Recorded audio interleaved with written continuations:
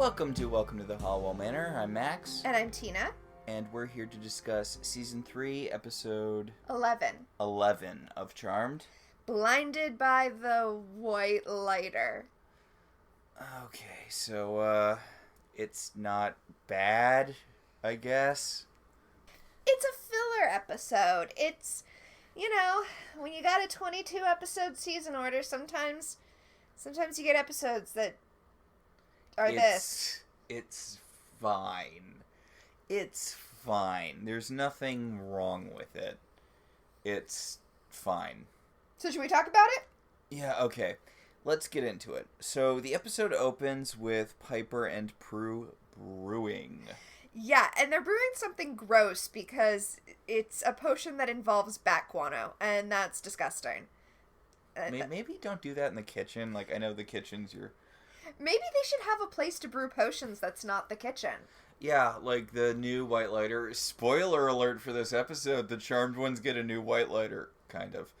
But the new Whitelighter acts all weirded out by the fact that they brew potions in the kitchen, which I would think would be a normal thing. But you know what? It does make sense to have a separate room for this.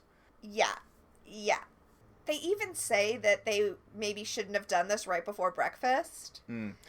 But they have to because it's a potion for Phoebe, who has to go meet with the DA investigator, and they want her to... slip him a little something to see if he's a demon. Yeah, with that's so gross. Yes, they are sneak feeding a man bat poop. That's pretty, it's pretty gross, but... They make a joke. Leo comes in the room and he's like, "Oh, what's that smell?" And they're like, "It's breakfast." And Leo's like, "Oh God, it's because I'm from the 50s, right? You think I'm gonna find that sort of thing funny because I'm from the 50s, 40s? From before humor? Oh, I was gonna say because it feels sexist. I don't know if it is. Like, oh, I don't think it is. I think it's just annoying. If anything, it feels like 90s humor. So Piper is being all grumpy with Leo because he didn't come home last night. And he's like, "I was working." And she's like, "And I guess you can't tell me about your work." And he's like, "No, I can't." Do you want me going out there telling my other charges about you? And she's like, "This is terrible. No human would ever have to date another human who would be doing work that would keep them away from home or be confidential. I am the only person who has ever had to deal with this turmoil." I was going to say, hey, Piper, if you ever heard of therapists, but, I mean... Yeah, that was kind of my point. Yeah. No, my point is, maybe she hasn't. Right? Anyway, Piper then cuts her finger, and because she's so mad, and Leo heals it, even though he shouldn't, because it wasn't committed by evil. Okay. I know we've talked this to death, and we will continue to talk this to death for the rest of the show. Actually, I think this gives us an answer. So, but please, go on. Okay, so... I've gotten the impression in the past, this has obviously not always been consistent, but I've gotten the impression in the past that healing was like a cleric thing, and he kind of had to ask the elders for permission first. So, I think what's actually going on is... as far as what he has the power to do, it's a lot broader than what he has the permission to do. So that's why we see him doing things that it's like, wait, I thought Whitelighters could only heal if it was... If it was an injury incurred in the battle against evil. Right. And it's so like, Leo no, you're only supposed... That's the rule, not the limitation on your power. So Leo... It's weird when his powers are, like, enforced and when they're not. Like, he can heal pipes, but he can't heal that guy who got turned into an owl who got shot. And he can only heal Cole's human half. Okay, well, that's a power limitation. He can only heal humans. That part is... Except when he's healing pipes. Yeah, I mean, that... Or later in the show, the P3 sign. I got nothing. Of course, maybe that's one of his other weird powers that only show up occasionally. Dude can fly, and it almost never comes up. Maybe the only healing humans thing is a rule, and he was just being really a dick about it with Cole. Oh, well, you're half human, so how about if I half heal you? Okay, I should wait until we get Paige to talk about this. But there's a bit where he and Paige join forces to heal Cole because Leo can only heal Cole's human half, but Paige is also half human, so maybe her half will offset his half. Something which makes absolutely no sense and yet somehow works. That is the logline for Charmed, right? I guess. Something that makes absolutely no sense and yet somehow works. You know what? I feel like Cole getting his human half healed should be enough to kind of cover him. Like, the demon half should just, like... regenerate on its own. Yeah, that's... yeah. Like, if Leo heals his human half, he should not be injured enough to have to worry about dying. That's what I think. Yeah. But the reason that I brought up that I think this might be a rule instead of a power limitation is because we are going to meet another Whitelighter in this episode, and when she finds out about the healing, she's like, oh, was it an evil knife, Leo? So that's what makes me think it's a rule, not a... Yeah. Which, again, nothing about the Whitelighters is ever consistent in this show. Right. Yeah. Also, God, I didn't care for this episode when we watched it. I didn't dislike it, but I'm weirdly excited to talk about the main bad guy's plan. Because it's a terrible plan. It's a terrible plan. One of the best pieces of advice I ever got about running a role-playing game is always know what your antagonist is doing. Then, no matter what nonsense the players come up with, you know what would happen because you know where your antagonist is. And in the same way, it's kind of fun sometimes to watch things and go, wait. What was your plan here? Like, clearly the writers didn't understand that they need to know what their antagonist was doing. Okay, so I feel like the demon in this episode's goal is basically, he's like some mid-level demon who's like, you know how I'm going to make a name for myself? I'm going to overthrow heaven. And he's powerful enough so that his plan will work, but he's too... I'm trying to think of a good way to say... He's the Elizabeth Holmes of demons, right? Elizabeth Holmes, the Theranos lady. The Theranos lady, right? So he took one college class and he was like, ooh, wait! I just figured out how to kill the elders. I'm gonna drop out, and since my dad was a bigwig at Enron, I'll get somebody to finance my evil plot. Okay, yes, it is like, what was the, like, microfluidics or whatever was the one class she took where she's like, oh, this is really easy, I can just do this, and her professor was like, maybe take more than one class. Yeah, her professor was like, microfluidics are way more complicated than that, and she was like, nope, I've heard enough. I'm done with college. Yeah, this guy heard that Darklighter venom was a thing that killed Whitelighters, and he's like, oh, I know how to overthrow heaven. I'm just going to overthrow heaven. And then everyone will be really impressed with me. Yeah. Okay, so basically this demon makes so much sense to me now that I've realized he's Elizabeth Holmes. Oh, we've turned around. This is the best episode Charmed ever did. Anyway, they give Phoebe the potion they were making for her. Remember back when we were talking about what's actually happening in the scene? Yes. Phoebe is meeting with the police guy who's investigating Cole's disappearance. No, okay, so he's actually a DA. He's from the DA's office, and he's investigating Cole's disappearance, but also specifically because he's like, wait, who was this guy we hired? We called his references, and it turns out they all died hundreds of years ago. I'm sorry, like 40 years ago. Cole's not that old. Right, but I mean, he's older than humans, but who isn't? But yes, the lesson is don't hire someone without checking their references. But this potion that they give to Phoebe will let her know if the DA investigator is a demon or not. Yes, it will start choking him, and when it does, she needs to just run. Because if it starts choking him, he's a demon. And she's really nervous because, like, what if he's... And presumably he's choking because he's a demon and not because he just drank bat poop. Right? Oh my god. Wouldn't it be terribly ironic if he was allergic to one of the other ingredients? Like rain on your wedding day. Anyway, Phoebe is nervous, though, not because this guy might be a demon, but because he might be a human who's actually suspicious about where Cole is, and she killed Cole. Honestly, this works both ways, because she's afraid that, her sisters think that she's afraid that they might find out she killed Cole, but she's worried that they might find out Cole's still alive.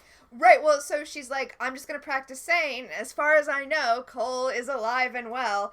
And her sisters are like, why do you look so guilty saying that? Yeah, you need to work on that. You look super guilty right now.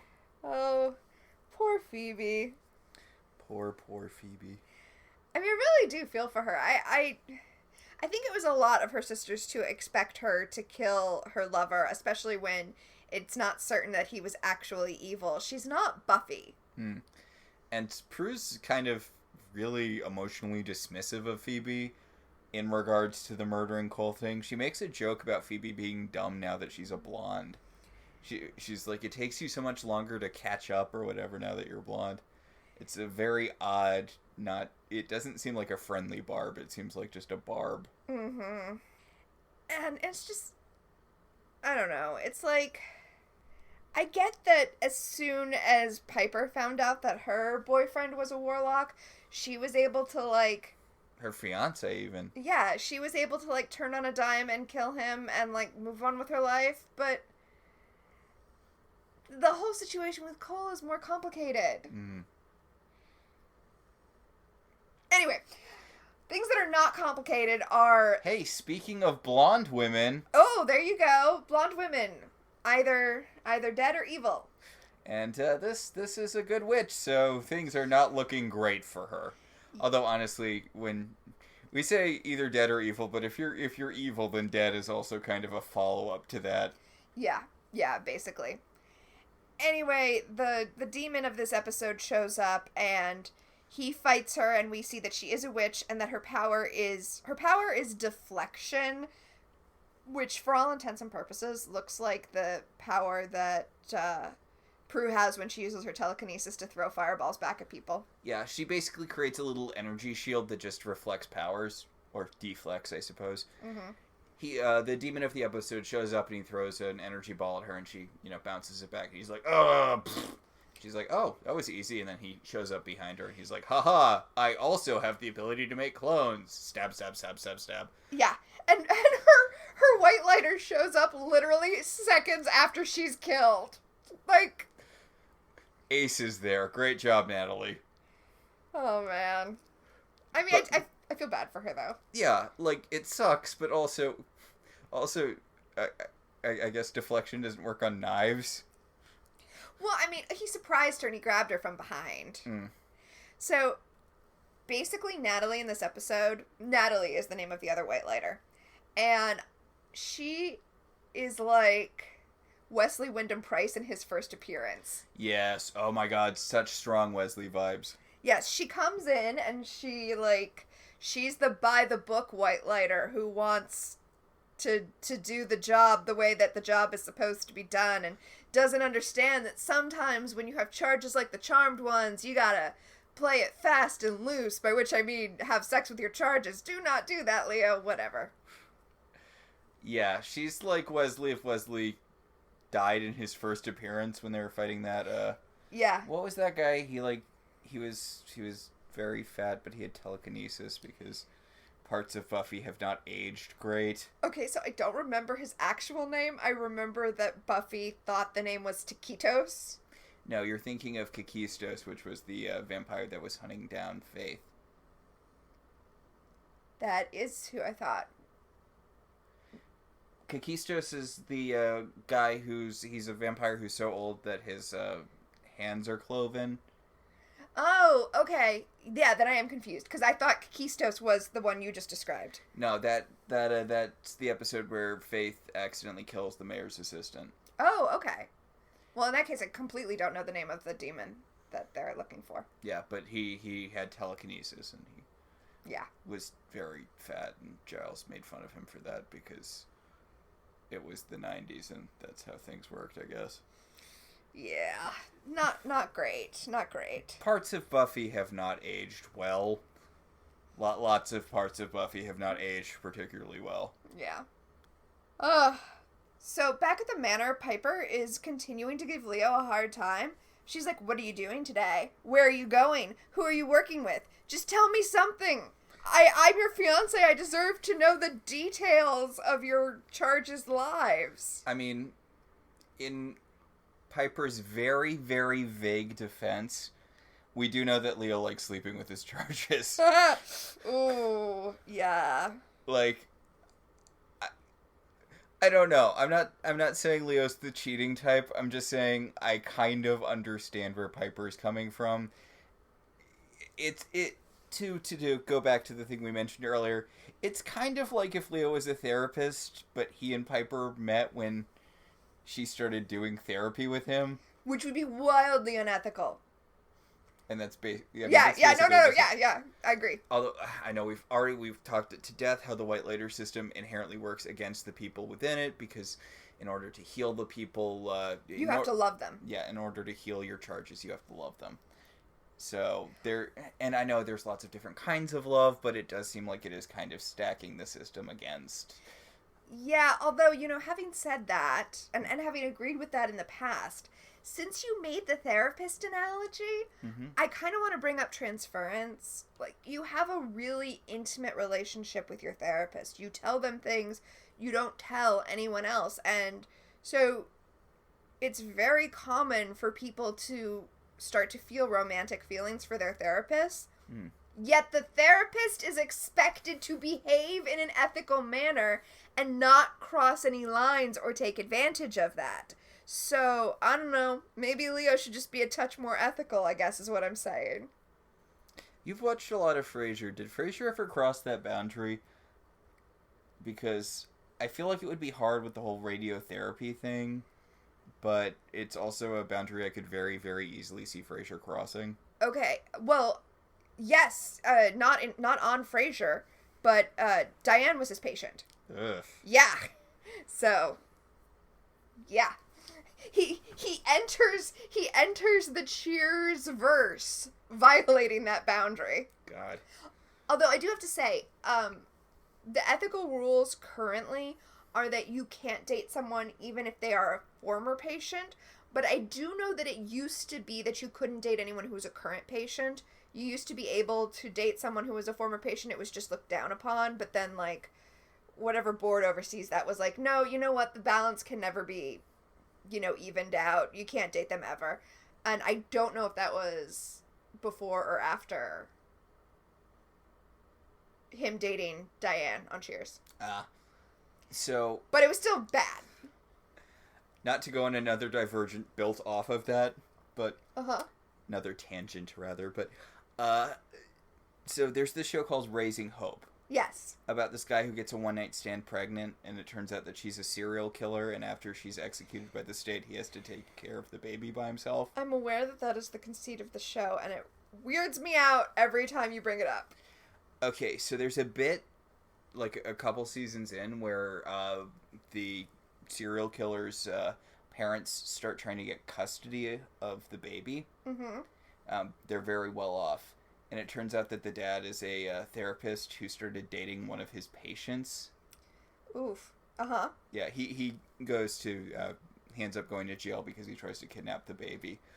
But they're like, okay, why would we give you the baby when your daughter turned out to be a serial killer? And he's like, yes, but she was a serial killer who went to college. Which is a line that sticks in my head a lot. Wow. Well, I mean, the argument there is that clearly... she had the serial killer gene. So it doesn't matter, because Hope already has the serial killer gene. That's it. That's a Riverdale reference. Yes. That was also an episode of Raising Hope, though, where they were worried that she might be become a serial killer like her mom. But, Kate Micucci. Oh, yeah, uh-huh. She's on the show. She's like, no, all babies are like that. That's not a... Oh, yeah, no, that's true. Babies and toddlers are... all id. Yes, exactly. And they don't understand that other people have different emotions, so... Yeah. So back at the manor. Yes, back at the manor. Leo and Piper are about to kiss because Leo's trying to, like, calm Piper down. He's trying to calm down his hysterical woman. And they're about to kiss when Natalie orbs in and is like, hey, I need your help. And I love how Prue comes flying into the room, ready to beat the crap out of Natalie, and Leo's like, no, wait, she's good, she's another Whitelighter. And Prue's like, oh, okay. And Leo's like, she's not just a Whitelighter, she's my very good friend, and we fought together in World War II, and we've worked together ever since, and I know I've never mentioned her because I can't, because of... This is my old friend from out of town. I feel for Piper right now. Weird that Natalie's not a blonde. Well, she does die, it's true. I was gonna say she's not evil, but yeah, she does die. She's a redhead. I think she has to be a redhead because she has to be someone that can be coded as sexually available. Even though everything else about her is, like, buttoned up, straight lace. See, that's interesting because I feel like the way they play her as a very sexless companion to Leo. Like, right, but that's why they had to give her red hair so that Piper had something to latch her jealousy onto. No, but that's the thing. I don't feel like Piper's ever jealous of Natalie as a romantic rival. I feel like she's jealous because Natalie has this role in Leo's life that Piper doesn't. Mm. She can be a confidant in ways that Piper can't be. Got it. Yeah, I was really reaching. It's honestly just probably because the actress has red hair. Red hair, yeah. Sometimes a cigar is just a woman with red hair. So, Leo and Natalie get into an argument in their secret Whitelighter clicking language. Yeah, so apparently Whitelighters have a secret language that they can communicate in. And Natalie tells them to go get their book from their ritual room. And yeah, she's like, yes, regulations state that you must keep it in a protected space, which, first of all, it is. It's in, like, honestly, they never put up wards, but... But it can't be removed from the house. Yeah. And, like... And B of all, I'm sorry, are you putting regulations on the Charmed ones? Because their power doesn't derive from you. They can do whatever the hell they want. Yeah. You can go to war with them, but you can't take their powers away. Yeah, like, your job is to guide, like, you're not, you can't turn, yeah, like you said, you can't turn their powers off. They're not like elders to, they're not like Whitelighters to elders. That's not the situation. Right? And it's not even the situation of Watchers to Slayers, where you did a really creepy ritual and created them, even though Buffy still was like, oh, you know what? I'm the Slayer. Fuck you guys. Yeah, witches and Whitelighters, although they work together, are separate. They were created separately. Which is why we don't see a ton of this later, but it's why witches are only one thing Whitelighters cover. Like, Leo also had that kid who had the Destiny with the enchanted rod thing, which I guess is witch adjacent, but honestly, the elders are so terrible. I feel like if I was one of the Charmed ones, I'd be like, hey, you know what? I think you're right. There is a war coming. Are you sure we're on the right side? To quote the first X-Men movie. Yes, but we don't actually see an elder until, gosh, like season 4, I want to say. Yeah, that sounds about right. I guess it's not that far away. But... not far from where we are. But it takes a while. Actually, no, I don't think we see one until, I don't think we see one until Piper gives birth to Wyatt. Well, I mean, remember when Leo goes through his weird emo phase?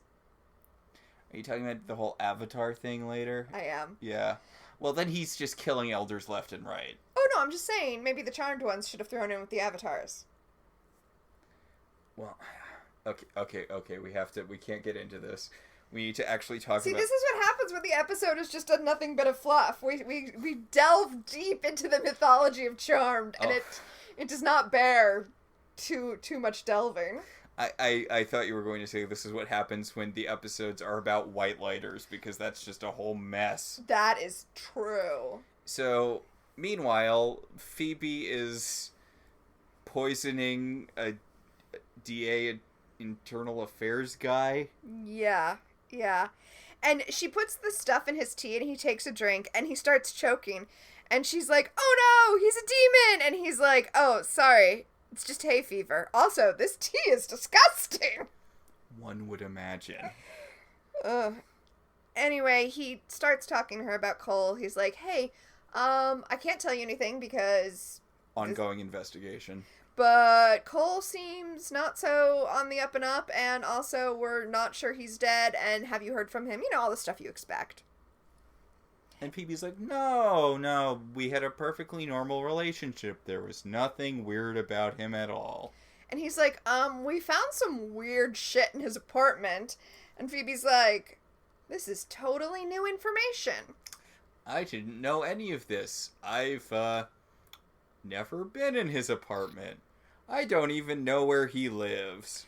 And the DA is like, why are you so nervous? And why wouldn't she be nervous? You're questioning her about her missing boyfriend.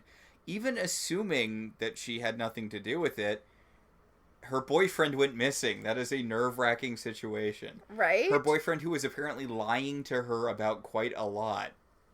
Well, and the DA investigator tries to, like, lean on that. He's like, look, if you're hiding something, you shouldn't, because Cole is dangerous and he could hurt you, and you should definitely let me know what's going on. It's not going to end well for you, dude. Yeah. I mean, I don't remember what happens to this specific guy who's trying to find out what, you know. But I'm assuming he dies at some point. I don't remember either, but yeah, I also assume. Because, like, best case scenario, amnesia. But I think he's probably going to die. Yeah. So, back at the manor, Natalie is explaining the guy that they're chasing. Yes. He's such a strange warlock, or demon, whatever he is, because he kills witches and steals their powers, which is, like, literally... It's what every demon and warlock does. It's, like, their main thing. It's the working retail of being a retail/food service of being a demon/warlock. Like, everyone does it at some point. But, yeah, Prue telekinetically flips through the book, and Natalie looks super pissed about this. Natalie does not approve of the casual way that charmed ones do witchcraft. Okay, that is, like, total nonsense, because... And it's not just Natalie's nonsense, it's nonsense in the whole show. You know what you have to do when you have powers? Practice how to use them? Yeah, again, it's the weird thing with personal gain, but she's disapproving of Prue using her telekinesis to look through the book. Why? Why should Prue not do that? Especially because she immediately finds the guy. Do you mind if I share with you the plot of a Sabrina the Teenage Witch comic strip? Go for it. Okay, so apparently Sabrina is doing this deal, right? Where she's just using her powers for every little thing. And her aunts warn her that her powers are going to burn out if she does that too much. Like she's got a battery and it's going to burn out. Mm-hmm. But she keeps doing it anyway. And then Della comes. Della, the head witch. Right. And she's like, hey, we don't think Sabrina's evil enough, so we want to test her. And her aunts are like, oh no, she's never going to pass because she's definitely not evil. And Della goes around and, like, starts doing all of this evil stuff, like making children drop their ice cream. And because Sabrina's powers are burnt out, she can't do anything about it. And Della's like, damn, that bitch is cold! That only tangentially relates, but that strip, that Sabrina the Teenage Witch strip is more entertaining than this episode of Charmed. All of the early Sabrina stuff holds up pretty well. I mean, as long as it's Dan DeCarlo. Like, they switch artists and it's just unreadable. There's this one panel where it looks like Sabrina has these, like, little weird elf hands because her arms are I think they're supposed to be foreshortened, but it just looks like she has really tiny arms. So I don't know who did this particular strip because this is a thing that I remember from my childhood days. of reading Archie Double Digest. So it was just in an Archie Double Digest. If Della was in it, it was probably Dan DeCarlo. If the art wasn't completely terrible, it was probably Dan DeCarlo. I didn't notice the art being terrible. As a child, I didn't notice that kind of thing, but... No, I think I know what one you're talking about, though. Della's such an underutilized... Oh my god, we need to get back to Charmed. Anyway, the sisters, the two sisters who are there, Prue and Piper, are talking about their plan, and Natalie's like, this isn't a plan that fits in with the way that we're trained to fight people. What are you talking about? Their plan was just find the guy and beat the crap out of him. Which, I mean, I guess isn't the greatest plan ever, because you need to have the right rhyming couplet or it won't work, but... Well, also their plan is to take him out before he can use any of the many, many powers he has. I do like that they note the different women he's killed, the different witches he's killed, and how there's all these time gaps, and how he was looking for specific powers, which you'd think would kind of factor into the episode more, but it doesn't really. No, not really. Because they're like, why does he have these big time gaps? It's like he's looking for these specific powers, and it's like, I mean, honestly, it doesn't seem like he's really got that many more powers than a regular demon. I know, right? Because he has the duplication thing, he has your classic demon energy bolt. He has transmogrification. Yeah, which... Shapeshifting. Shapeshifting, which, I'm sorry, everyone can do. Leo can shapeshift. Or it's true, another underutilized power of Leo's. Or possibly cast Clamors, but tomato. And now he has... Did you say deflection already? Now he has deflection from the witch he just killed. Yeah, which, honestly, he's been active for quite some time, we know from the book. It's kind of sad that those are the only powers he's got. I mean... Are you critiquing his kill count? Yeah, I mean, maybe you won't get the big powers, but, I mean, who knows? Maybe Flame Fingers would come in handy at some point. Yeah. Like, there's no reason not to kill a ton of lower level witches and or demons to, get their powers. Yeah. Leo's like... Like blinking, something which would come in handy, or any teleportation, really. Yeah. Leo's like, hey, maybe it wouldn't be the worst thing to do things by the book. And they're like, stop trying to look cool in front of the other Whitelighter. You never suggest that we do things by the book, because this isn't your job. Yeah, Natalie's like, we're under strict orders to keep all witches locked down. My witch didn't listen to me, and now she's dead. I know you're high off your victory over Balthazar because he took out the Triad, but you're as vulnerable as any other witch, and if you go out there, he'll kill you for sure. Which... I know you think you're great because you took out Balthazar, but listen, the Triads were a bunch of punks, so... Well, I like that her big thing about them taking out Balthazar is, like, it's a big deal because he took out the Triad, but he was not, like, a big wig, but he was a pretty big wig. Like, the Book of Shadows was, like, red flags all over the place, super danger. This guy's it feels weird that they called him, like, a demonic, a demon of fortune, a paid assassin. It's like, aren't all demons kind of that? But... Wait, no, I know that's not the case, because some demons specifically serve other demons, like, out of loyalty or because they're part of their organization. And some demons just do it for love of the game. But, like, Balthazar was, like, a respectable threat in and of himself. You don't have to keep on looping in the Triad. Right. The Triads suck. Cole killed them all. Well, he was fairly injured. Like, yeah, right? Like, come on. Taking out Balthazar is a feat in and of itself. Yes. Also, they've been doing this for, like, 3 years, and they've taken out a bunch of upper level-ish demons. I guess they didn't take out Tempest, but... They survived. They took out Barbas. Granted, it didn't stick, but, I mean... Well, it did. It's just that apparently demons get, like, a do-over. Yeah, they've taken out... Wedding from Hell's probably still in... Hecate, because they pronounced it wrong. Hecate, who was a demon and not the goddess of witches like she should be, but... Anyway, Piper's tired... Buffy got it right. Piper is tired of Natalie's nonsense and freezes her, which I do have to say seems really rude. Yes. She freezes her and she's like, Leo, I'm sorry, I don't have to take this. Like, I am a professional witch. I may not like it all the time, but I do my job and I like to think that I do it well. as is demonstrated by me still being alive after like 3 years of doing this. I don't need to sit here and listen to this. And she walks out of the room. Yeah, she storms off, and as she's storming off, she does this little flouncy thing with her hand to unfreeze Natalie, who's like, wait, what? And Prue has this, like, childish grin on her face, and she's like, she froze you. Okay.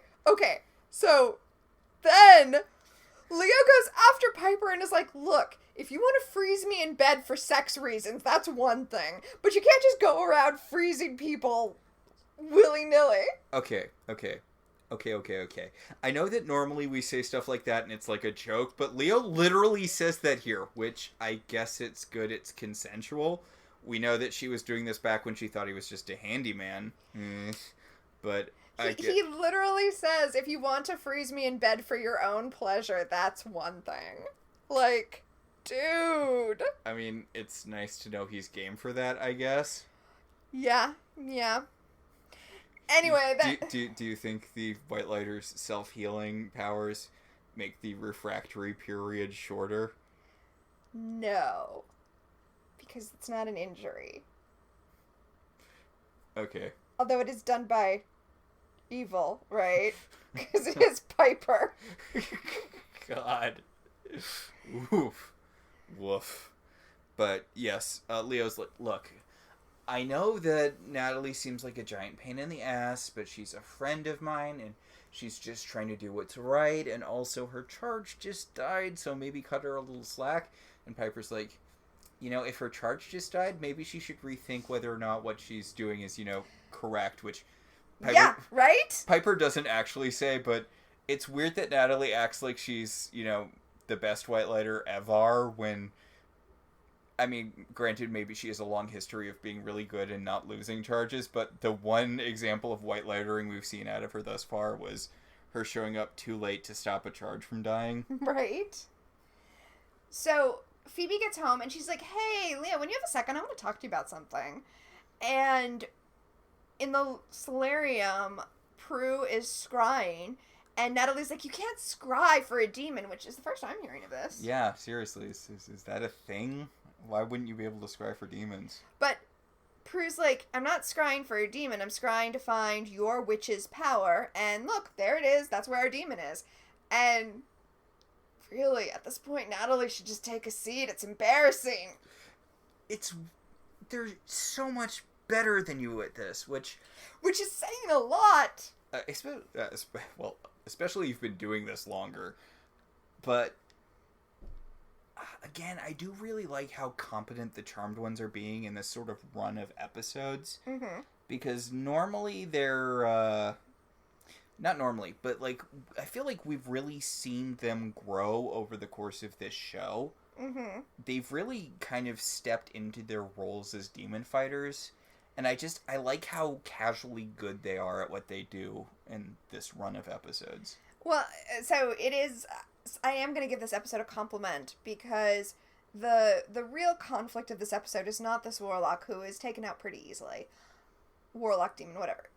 The real conflict of this episode is the relationship that Natalie and Leo have, and the effect it's having on Piper.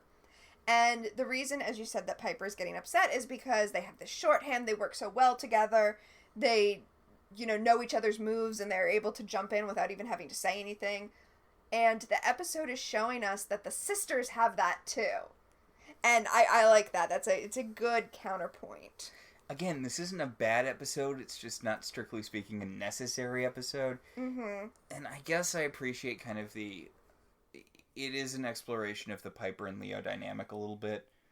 But it doesn't feel like a super necessary thing. Nah. This doesn't really affect their relationship that much outside of them. I guess they officially get the clear from the elders to be together, which I kind of forgot was a thing that was in question. Yeah, they were like on probation before. But they haven't acted any different, so it's not really like getting off probation makes a big difference, except they can actually plan the wedding now, yeah, I guess. how they can get married. Okay, I guess. I mean, wasn't the main reason they were getting married to, stop the elders from breaking them up? They were going to get married in secret to keep the elders from breaking them up, because once they were joined in the eyes of God, even the elders couldn't do anything about it. What God has joined, let no elder put asunder. But the elders found out about that and intervened before they could do that. And they argued their case for love, so the elders put them on probation. Okay, but just... They know that they don't have to get married now, right? But they love each other. No, like, it's fine that they do get married, but... It's true. I mean, marriage is important because there are so many legal rights that are tied up to marriage. Basically, marriage, you're legally making someone your next of kin, right? So, you're telling the state, we are family, and all sorts of benefits should flow because of that. A lot of insurance stuff. Yeah, insurance stuff. Also, probate stuff. Anyway, paternity stuff is affected by marriage in a lot of states, including the one we live in. But Leo's dead. Yeah. So none of that matters. But no, it's fine. They can get married. Whatever. It's fine. Like, there's nothing wrong with them getting married as an expression of their love or whatever. Their love or whatever. I think that's what it said on their wedding invitations. Please come join us in a celebration of Piper and Leo's love or whatever. I mean, they had their wedding in the house. I'm sorry, their house is like the nexus. It's a super important place. Also, even though it's like a totally normal looking craftsman, remember that episode with the architect who was like, oh my god, this house is of so much historical importance. That is true. A very famous murder happened there by their direct ancestors. Oh yeah, that too. I mean, that house is just on all sorts of historical registers, I'm sure. Anyway, the sisters go into the alley to fight the demon, and of course, he clones himself, and... Phoebe got a premonition of him killing a bald guy. Right. And she's like, oh no, he's killing another witch. A dude witch. Is that a thing? Are there dude witches? And Prue's like, yeah, remember that little boy Max who I said I was going to mentor and then I never saw again? He had psychokinesis, his mom died, and Phoebe's like, But anyway, they're going to save this bald man from the demon, except, he's a Darklighter? Yeah, so basically this demon, and you know what? More power to this demon. Actually, wait, no, I take that back. For a second, I was confused about what he did.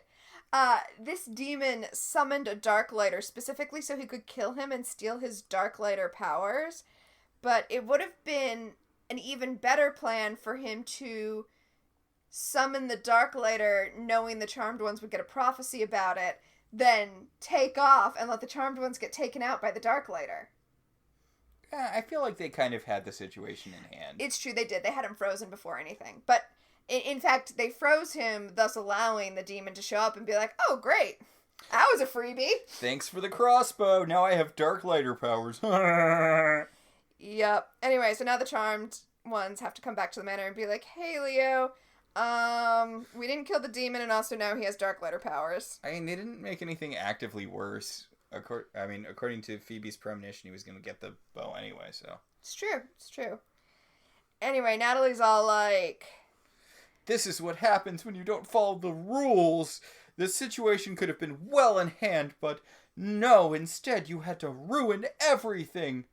Which...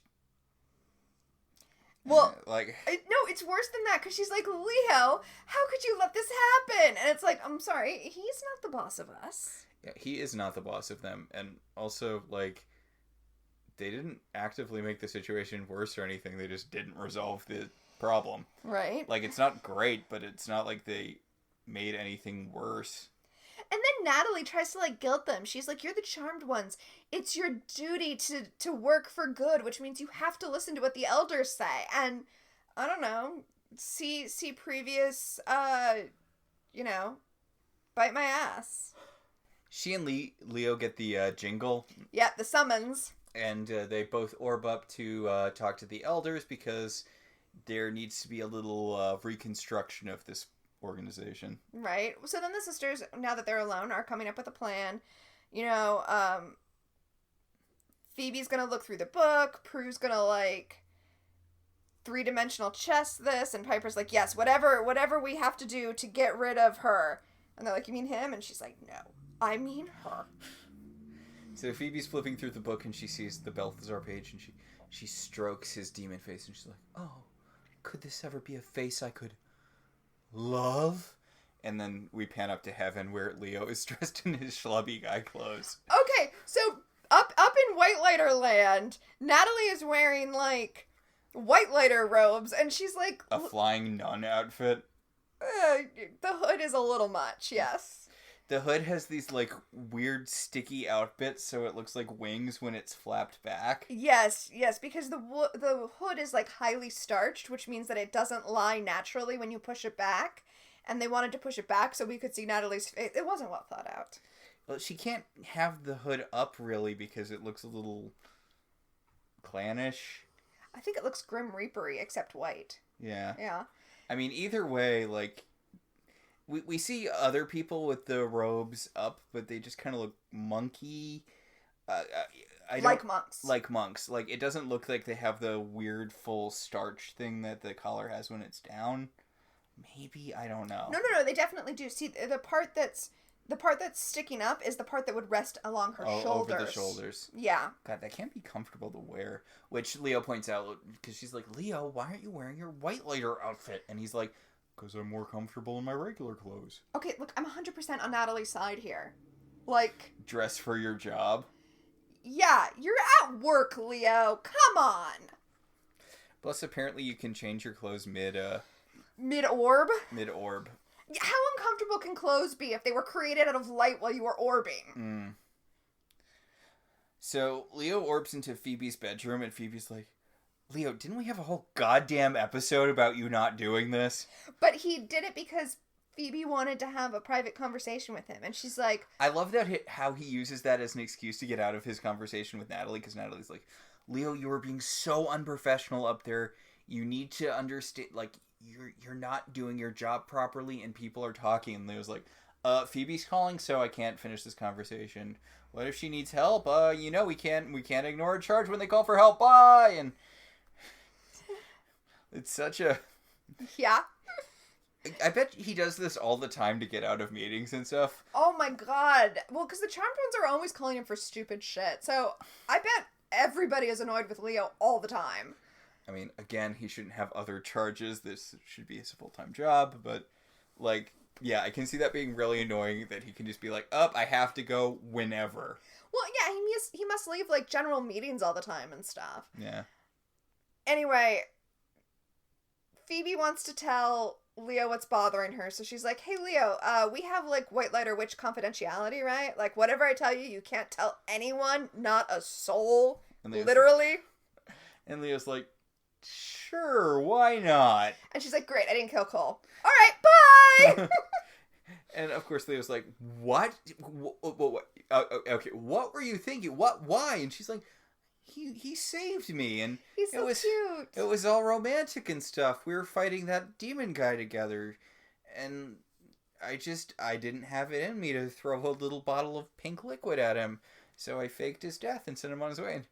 And Leo's like, oh my god, Phoebe, he kills people. He's killed so many people. So many people are dead because of him. Because he killed them until they died from it. And she's like, but Daddy, I love him. Father, I love him. Yeah. He's like, why would you even tell me this? And she's like, I need your advice. He's like, my advice is to go find him and kill him. Oh my god. So Leo storms out of Phoebe's room and then immediately has He doubles over in pain and he's like, I feel a witch dying somewhere. Okay, how does Leo ever get anything done? Okay. Because this isn't one of his charges. He just feels a witch's pain because a witch is being tortured. You know how many witches there are in the world? I'm assuming there's a fair number. Okay, here's my thought. I think he can probably tell that she's in pain, but the rest of it is just dramatics that he's doing to get out of this conversation with Phoebe. Leo always has an out for every conversation he's in. Yes.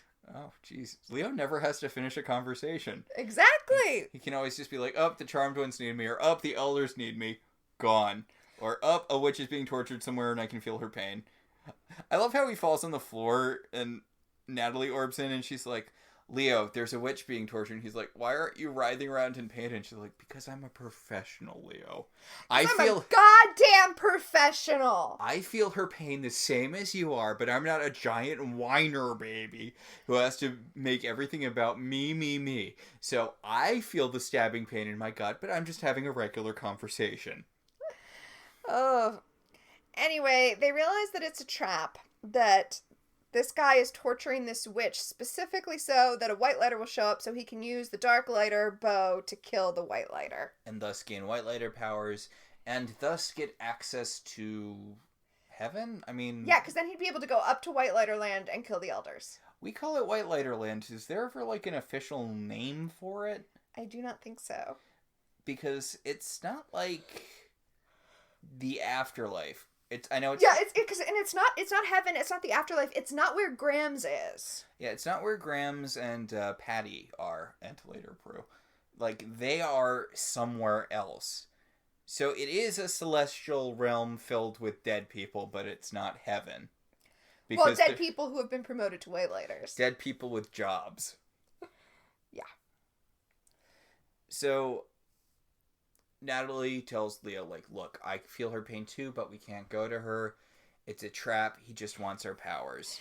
And then we cut to the demon who's sitting there with his crossbow ready to shoot the Whitelighter who shows up, and he's like, oh my god, this is so boring. Why is your Whitelighter not showing up? And the witch tells him, she's like, they know what you're up to. You're never going to fulfill whatever evil plan you have. And the guy's like, well, I guess they're not coming for you, so there's really no good reason for me to keep listening to you. Pew pew, pew pew, pew pew, pew. Death. Also, he says he's been enacting this plan for 10 years.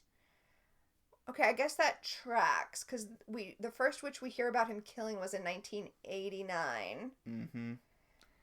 So, I don't know, that just doesn't seem like a long time in demon years. Oh, I thought you were going to go with, why is this taking him so long? It's not there, like there's a lack of Darklighters or Whitelighters. I mean, was he waiting for the witch with the deflection power? I mean, he waited 10 years to find a witch with deflection power? That just feels like he's unmotivated to go looking. Yeah, I don't know. I feel like if he's been working on this for 10 years, he should have more powers. Or better powers. I don't know. He decided which powers he needed and then decided he was only going to... Actually, you know what? This isn't a bad idea. He decided what powers he needed and decided he was only going to kill witches who had those powers so that he didn't attract so much attention to himself that he got stopped ahead of time. I guess. It feels like one of those challenge runs where you do an RPG with, like, minimal leveling or whatever. Yeah. I'm going to invade heaven, but I'm only going to have, 3 powers when I do it? Yeah. And a crossbow that kills angels. I mean, that is pretty. Yeah. But, the elders can shoot lightning and stuff. I feel like best case scenario, you nail maybe one elder, get a bunch of Whitelighters, maybe one elder, and then you get criploaded. And then, as we find out later, elders are just promoted Whitelighters, so even if you kill an elder, they're just going to promote a Whitelighter. Yeah. Also, Whitelighters can heal Darklighter venom. That even comes up in this episode. So if you go to a place where there's a bunch of Whitelighters, they're just going to heal each other before they die of the Whitelighter venom. Or Darklighter venom. See, this is a terrible plan. This is the Theranos of plans. Yes. But it sounds impressive. It is an impressive thing to put on your demon resume. Maybe he's just planning on going up, shooting one Whitelighter with Darklighter arrows, and then coming back down and being like, hey, invaded heaven, put it on my resume. So we don't do, cutesy titles anymore, but if we did, I feel like we should call this one the Theranos of demon plans. Yes. So Leo's like, hey, Piper, I feel like I'm not doing a good job of protecting you because my feelings for you are clouding my judgment, so... You know, what the elders said was the reason we couldn't get together in the first place? Yeah, so I think I'm just gonna have to peace out of this conversation. And then she, kisses him, and he orbs away while they're kissing, which he knows she hates. You know what? And it has to be kind of gross, right? You get like a little bit of your boyfriend in your mouth. Oh my god. But yeah, you know what? I'm on Piper's side now. Leo, god damn it, Leo. Leo never enters a conversation unless he has an out, and he always has an out.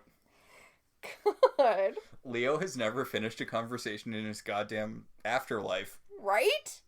Ugh, the Whitelighter goodbye, right? Yeah. So Natalie's like, okay, I'm your Whitelighter now, and we're gonna do things different around here. I'm a real hard ass, and I'm gonna turn you into hardened battle witches, like that girl I got killed at the beginning of the episode. Also, I disapprove of the way you are all dressed. Yeah, no more boob shirts when you're going into combat. Do you hear me, Prue? No more boob shirts. When we're doing our hard-ass training later in the episode, I don't want to see any boob shorts out of you. To be fair, Prue does say, well, then I have nothing to wear. And yes, when we see them practicing, Prue is wearing, as you put it when we were watching the episode, a very boobtastic shirt. Yes. Which I want to point out, because Prue is being very dismissive of Natalie in this episode. That is basically the main thing Prue is doing in this episode. Mm-hmm. There was an earlier episode where Prue bought them all sneakers. Right? Where she was like, when demons attack, we're always wearing impractical footwear. Like, when I had, when those, eyesight demons stole that kid from that park and I had to chase after them in wedgies and a tube top. So, like, I got us all sneakers so we can be prepared for this sort of thing. And then someone else comes in and says the same thing. She's like, no, that's stupid. I do what I want. So we don't talk about the fashion a lot, but I do want to talk about the fashion just briefly. We don't make it a point to talk about the fashion. Often it is so striking that we cannot help but discuss it. Yes. I was supposed to say, I feel like we spend a fair amount of every episode talking about the fashion. Okay. It's not its own individual segment. It's just an ongoing thing one must address if you were talking about Charmed. But Prue is wearing a low-cut t-shirt, a scoop neck t-shirt, with a camo print, which, by the way, was really in fashion at the time, but it's cut so low that you can see the pink lace of her bra underneath it. And I feel like this is just her fuck you to Natalie. She's like, all right, I'm dressed for battle, but Piper has put on, like, a long sleeve, easy to move in, but not so loose that it's going to make an easy grab point shirt. And she's tied her hair up really tight. She didn't just put it in a ponytail. She has, like, a ribbon wrapped all the way around the ponytail so that there's nothing, like, floating free. I feel like Piper is actually taking this seriously, probably because she knows that she's still on probation and she, even after Leo's being a total dick, really wants to marry him for some reason. And Phoebe's just wearing athleisure wear. Yeah. It's fine. Except for Prue's shirt, none of this is inappropriate for exercise. Yeah. So Natalie's being like a drill sergeant, which I guess technically falls under the purview of Whitelighter's guidingness. Mm-hmm. But again, you're not watchers. Yeah, it's not your job to train them to fight. So she picks up, like, a piece of wood and is like, okay, so pretend this is the crossbow. What are you going to do? And they immediately take her out. And she's like, but what if you hadn't been able to do that? And it's like, okay, but Natalie, they were. Yeah. But what if I had embarrassed you? Right? Like, because Prue just telekinetically flicks the thing out of her hands and she's like, but what if I was a clone? And Prue's like, I would have telekinetically. I don't run out of telekinesis points. I mean, sometimes it kind of seems like I do, but like, I can lift 2 crossbows. We've fought multiple demons at once before. It's not a... Yeah, right? And Piper's like, I would freeze. And Natalie's like, but what if I deflected it? And then Phoebe's like, I would kick you. And she's like, okay, but what if I was just a clone? And it's like, well, if you were just a clone, you wouldn't have the crossbow, because there's only one crossbow. Mm. And Prue is so done with this. She's like, I would just do this. And she uses telekinesis to knock it out of her hands. And she's like, but what if I had teleported behind you? It's like, well, you didn't, though, did you? And notably, That's one of the powers that he has that you as a Whitelighter also have and you didn't do it. So maybe she is going to be faster than him, Natalie. Did you ever think about that? Like, and she goes off on this tear about, like, look, I know you think you're all hot stuff because you defeated Balthazar, who defeated the Triad, but, you know, this guy is going to chew you up and spit you out like you were yesterday's Hot Pocket. I don't know. It doesn't matter. She launches them into a training montage. You know, there's a workout song about kicking ass, and Prue runs up a wall. And Natalie can throw energy balls. Whitelighters can throw energy balls? I don't know. Like, maybe they're not real energy balls. It's just like the idea of an energy ball. Yeah, like one hits Piper and it seems like it hurt her a little bit, so maybe they're not like, maybe they wouldn't take out a demon or whatever, but I still think it's worth Leo maybe whipping those out next time a demon attacks. Here's the thing. Piper is running around. Well, Natalie throws these balls at her and she uses her freeze power to stop them. And then Natalie hits her while she's, like, dodging and weaving. Her power is to freeze things. She shouldn't be dodging and weaving. She should be standing still, focusing on freezing what's coming at her. And the same with Prue. She runs up the building like that. She should just be standing still and throwing things. Like, do you not understand what a witch is, Natalie? No, I mean... They're not slayers. Yeah, not to keep going to this well, but this feels... Charmed is? Yeah, we are very deep in the throes of them biting Buffy Celio. I've said that too many times for it to... But you don't just straight up throw a Watcher-style training montage.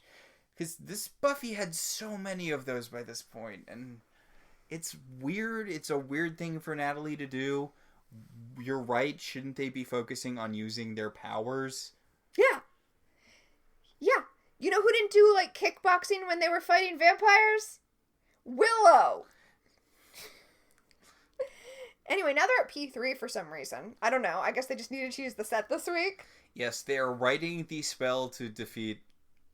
What's his bucket? Dude. We have not said his name, but it's Ames. They're specifically, and you know what? This is the kind of thing it should have focused on. They're specifically trying to write a spell that counteracts all of the different powers that he has. And this is the kind of thing that Phoebe used to do, you know, really fun, where it was like, oh, I'll combine this spell, and using this language, it would counteract this thing, but no. When spellcraft used to be like Phoebe's thing because she didn't have an active power. Yeah, she got the levitation thing, and all that just went right out the window, huh? Yep. So Natalie looks over their spell and she's like, well, it'll work, but it's very trite. It's sloppy work, but it'll do. And these rhymes are a little basic, girls. I don't think these beats are quite fresh enough, but they'll have to do. Anyway, so Natalie's gonna make herself bait. She's gonna orb in so that he tries to shoot her, and then the girls will be able to take him out. So she orbs over to the now very, very dead witch who was being tortured before. And it's like, you know what? If you hadn't made them do a training montage, maybe you could have saved her. Just throwing that out there. So he shoots a bolt at Natalie. Natalie orbs away. The charmed ones telekinetically move the crossbow. So he disappears, but the crossbow stays behind. Yeah, they pull the crossbow out of his hand and he disappears. Yep. Oh, also at some point he got shapeshifting. Transmogrification. Shapeshifting. Yeah, so they grab the crossbow and they go back to the house and they're like, yeah, we don't know where he is, but we got the crossbow. And, yeah, the crossbow is... him. He shapeshifted, he transmogrified himself into the crossbow. That's pretty smart. That is pretty smart. He shoops back into himself and voips away with Natalie. Oops. Yeah, Because when they hand Natalie the crossbow, they're like, that was easy. Too easy. And Natalie's like, see, things are too easy when they go, when you're following a plan. When you're following a plan, then everything goes perfectly smoothly. See, you're just not used to following a plan. And then the crossbow turns into Ames and he teleports away with her. So you have to imagine that the Charmed Ones were like, oh no, I can't believe that happened. Well, I'm like watching this and I'm like, yeah, that's what happens to you story-wise when you come between Leo and Piper. A demon comes and orbs you away. Dorbs, right? Oh, right, because it's a dark orb. He dorbs you away. Yep. That's unfortunate. Also, he deflects the sisters when they try to stop him from teleporting away. So now the Charmed Ones are like, ugh. Okay. Now we have to save Natalie. I know this is such a minor quibble, and maybe it changes when the power transfers or something, but I guess maybe it might be a family-based thing. I was like, wouldn't the power deflection thing not work on the Charmed Ones because it's a good witch power, and good witch powers don't work on other good witches? But no, okay, so that can't possibly happen with powers that are stolen, because otherwise warlocks wouldn't exist. That's true. So, yeah. By the way, they all changed before they went to their fight, so they changed out of their workout gear into fighting gear, which I bring up just because shouldn't their workout gear be their fighting gear? Number one, yes. Number two, how much time did you waste changing your outfits? Well, I mean, the witch was already dead by that point. But most importantly, Prue's fighting outfit is a green pleather corseted halter top, and she's just like, all of her clothing is just one giant fuck you to Natalie at this point. I'm gonna wear the most impractical thing ever. I'm going to wear a full body reverse thong and platform boots. That's gonna be my outfit. I'm gonna wear a negative bra. It creates anti-support. It makes everything way looser. Anyway, we cut back to Ames torturing Natalie because he's trying to... I don't know. Yeah, well, he stabs her, but he's like, I could stab you more times to kill you faster, but something, I'm really evil or whatever. Yeah, I guess. It's weird because he has her in the same position he had the witch in, which makes it look like he's using her for bait, but he's not. Like, this is dumb, Ames. You should kill her quickly and steal her power before the Charmed Ones, like, get their shit together. Nope. I mean, he does kill her before the Charmed Ones get their shit together. Oh yeah, but... I mean, nope. The Charmed Ones don't get their shit together. He's like, maybe, if there was someone who loved you, but no one does. She dies. He sucks out her power, and honestly, this plan kind of hinges on them letting Natalie die. Well, he just believed that he was more powerful. No, but I mean, like, he orbs up to Whitelighter land, and he starts shooting arrows at the first person in a row he sees, but the person telekinetically deflects the arrow because it's Prue. So, like, they were kind of just letting him kill Natalie then, right? Yeah, I guess so. Because this whole thing, them waiting for him in Whitelighter land, kind of hinges on him taking her power after she dies. Yeah. That they could have tried to save her before that, and they didn't. That's not wrong.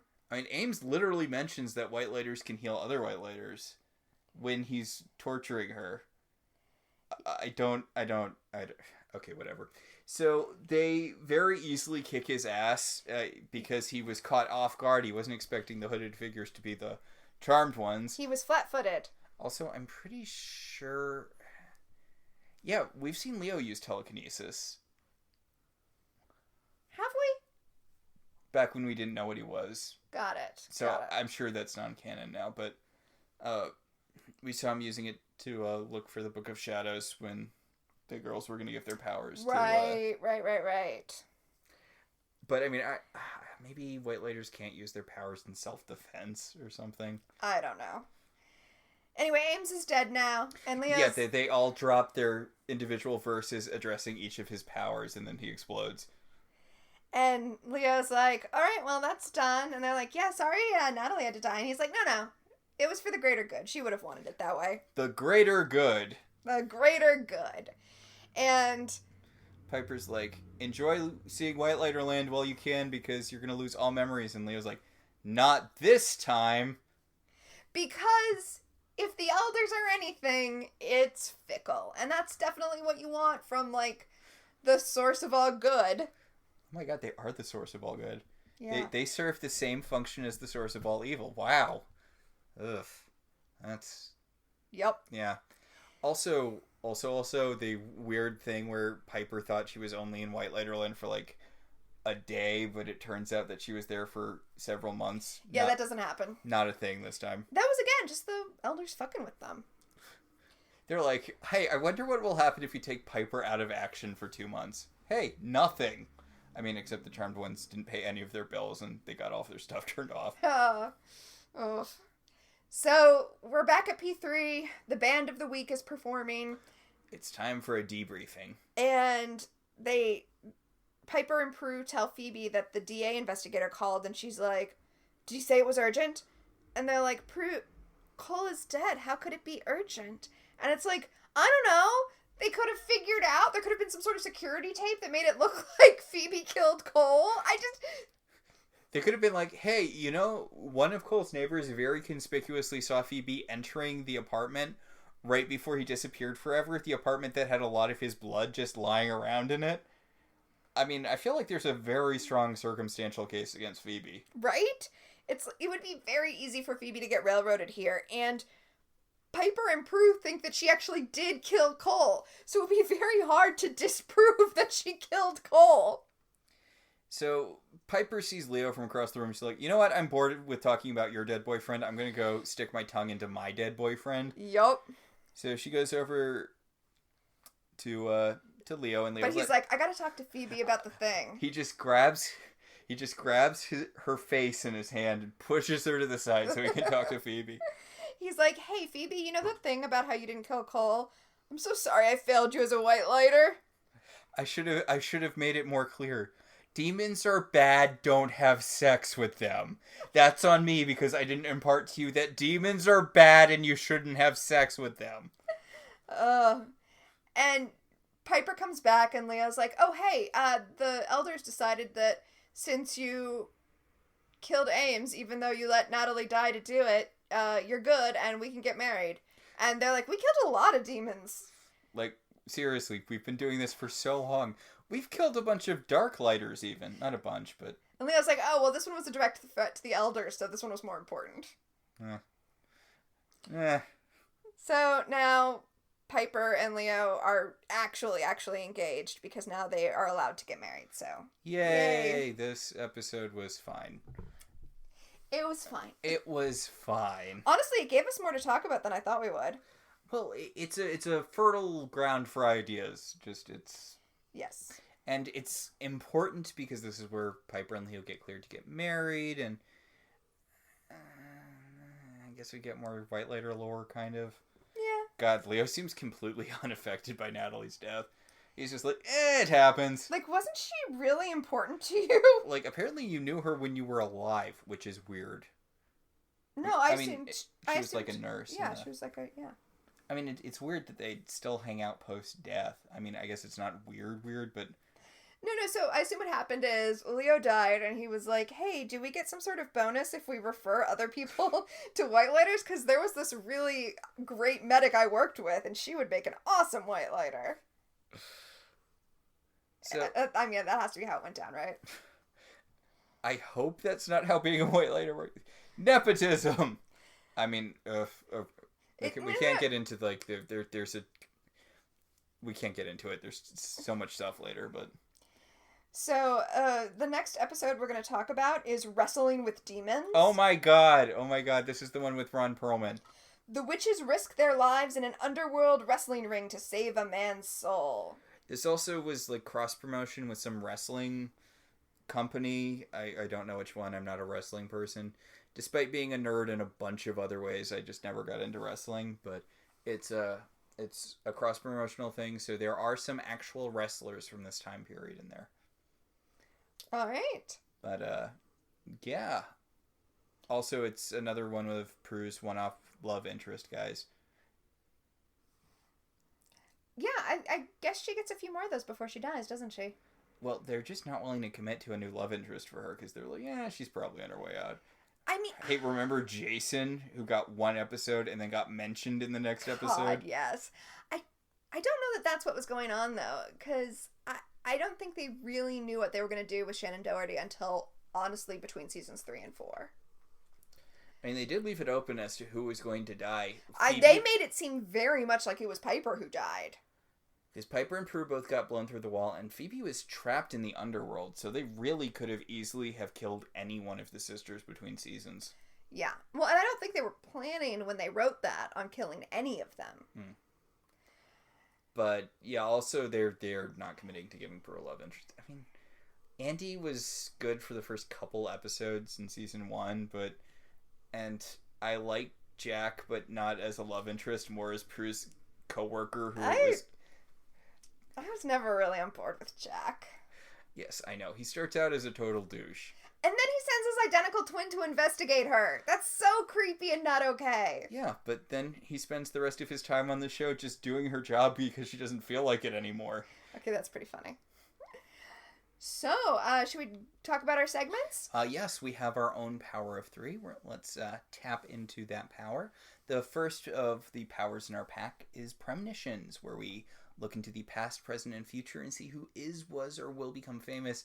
I want to say Ames was somebody. I didn't look him up, but he was... Oh, sorry, go on. He wasn't anybody that I recognized. He had the look of, like, a guy who's the bad guy in a lot of stuff, but I didn't recognize him from anything in particular. Well, Natalie is Audrey Wazalewski, who is a character actress. She's been on a lot of stuff, but the thing that I think our audience and you, Max, would know her from most is playing Cindy Schatz on Brooklyn Nine-Nine. Oh, yeah. Huh.